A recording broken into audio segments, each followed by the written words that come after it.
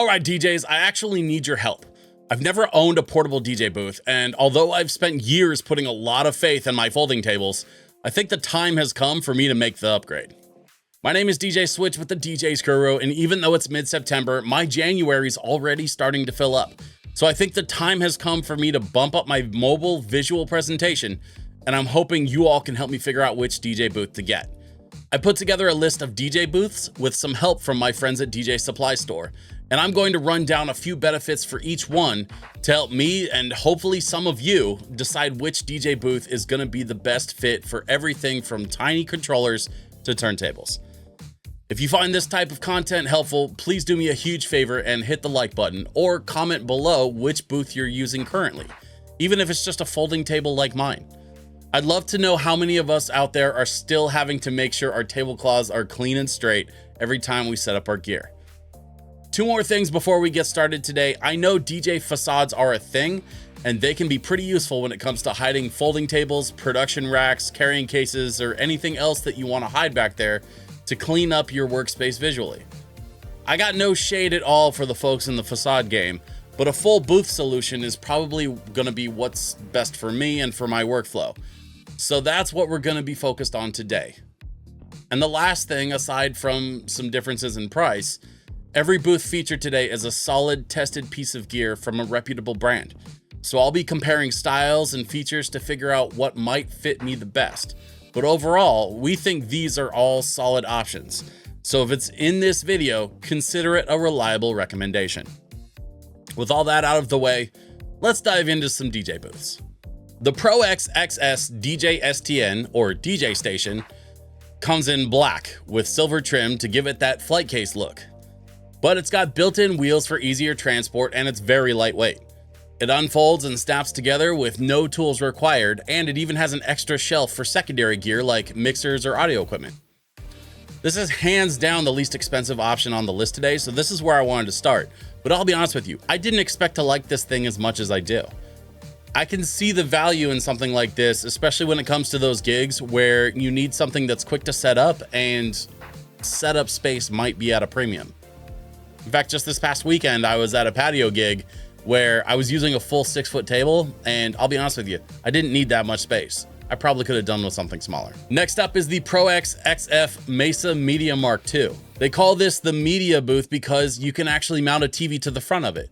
And that TV mount is not only included, but it can fit up to 65-inch televisions. The Mesa Media Mark II comes with 4 different scrims, 2 black, 2 white, 2 of them have zippers and 2 of them don't. And it even comes with carrying bags for all of those scrims so you can keep them clean and tidy in between uses. Now, the reason for the scrims with the zippers is if you actually mount the TV to the front of it, you're gonna want those zippers in the scrims so that you can zip them closed over the TV mount. And that way it'll create a seamless look once the TV is actually mounted to the front of the booth. It's actually a really clever design, and I appreciate the thoughtfulness that went into that. Of course, it also includes a padded carrying bag for the main booth assembly itself. And once the booth is put together, it's deep enough to fit turntables in battle mode with a mixer, and of course, just about any other controller on the market. This next one actually doesn't get a lot of love from the American audiences, but it was a very interesting choice when I was researching this because of a lot of the accessories and a lot of the customizability that they designed into this thing. Of course, I'm talking about the Headliner Indio booth. It's made from aluminum truss, it fits most controllers, and it will fit turntables in battle position. It's got plenty of depth. The whole thing sets up in 5 minutes and includes a wraparound white scrim in the box when you buy it. Some of the accessories available include things like light bars, TV mounts, add-on corner shelves, black scrims in case you want to change up the look and go with black instead of white. And you can actually get a carrying bag separately. They do this because if you want to install this booth somewhere, obviously you're not going to need the carry bag, so they don't want to have to charge you that price unless you're actually going to use it. I think that's a really clever choice from Headliner to design the Indio to be completely customizable and fit many different kinds of DJs and DJ solutions out there. So depending on what you want your setup to look like or how you want your booth to work for you, the Headliner Indio is incredibly versatile and definitely easy to recommend. One more thing before I move on, actually. The thing that I like the most about the Headliner Indio, if I'm being completely honest, is that I'm not a fan of hiding my equipment, at least not hiding my turntables, from my crowd. I want them to see that I'm mixing and actually working. I cut a little bit. I'm not, you know, gonna be on a Red Bull tour anytime soon. I'm not that good, but like, I'm good enough that I want to show people when I'm out playing at a public event that I'm actually working back there and not just pressing buttons. For some DJs, they don't mind hiding gear because they want that clean look, and that's totally valid. That's cool too. But for me personally, I want them to see my gear, and the way that the Headliner Indio booth is designed, you get a little bit of both. You get some of that coverage from the truss up at the top of the booth, but the gear is still visible and people can still see you working. Before we continue today, I have to give a huge thanks to our friends at DJSupplyStore.com for helping us bring you this video. If you're getting value from this video and you're thinking about your next DJ gear pickup, we'd love it if you checked out DJSupplyStore.com. They offer fantastic deals and discounts, quick shipping, and both the office and warehouse are right here in the US. And by choosing DJSupplyStore.com, you'll help us here at the DJs Guru continue to bring you even more great content. DJ Supply Store is made by DJs for DJs.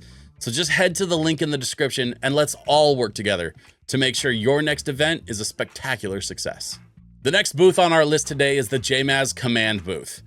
It's got 24 inches of depth, so you definitely can fit turntables in battle style or just about any controller out there. And it comes with both a black or a white scrim, which you can attach for either half coverage or full coverage. The half coverage leaving that top deck exposed so that you can see the turntables, you can see the DJ working, just like I was talking about with the last booth. I really like that design aesthetic. Of course, the Command booth comes with a carrying bag and is made entirely out of steel pipe construction, which is great for things like GoPro mounts. I'm a little curious though, especially because the front of it is rounded. I wonder what it would look like with a projector behind it instead of the usual park cans that most DJs use to light up their DJ booths. I love a splash of color, but being able to put a projector behind the booth and have it run like some visual graphics could be interesting. Feel free to steal that idea. Next, I actually have two booths I want to shout out from Odyssey, the booth M65 and the booth M78. Both of those booths from Odyssey come with two shelves, and the main shelf is adjustable in height. The shelves have cable management holes, and they include both black and white scrims depending on the look that you're going for. They both include carry bags, and they both include TV mounts.